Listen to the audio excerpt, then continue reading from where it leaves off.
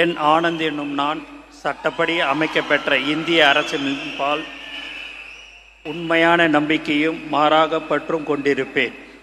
என்றும் இந்திய நாட்டின் பிள்ளதா முழு முதல் ஆட்சியும் உரிமையும் நிலைநிறுத்துவேன் என்றும் தமிழ்நாட்டு அரசின் அமைச்சராக உண்மையாகவும் உளச்சான்றுபடியும் என் கடமைகளை நிறைவேற்றுவேன் என்றும் அரசியலமைப்பிற்கும் சட்டத்திற்கும் இணங்க அச்சமும் ஒருதலை சாராவும் இன்றி விருப்பு வெறுப்பை விலக்கி பலதரப்பட்ட மக்கள் அனைவருக்கும் நேர்மையானதை செய்வேன் என்றும் ஆண்டவன் மீது ஆணையிட்டு உறுதிமொழிகிறேன்.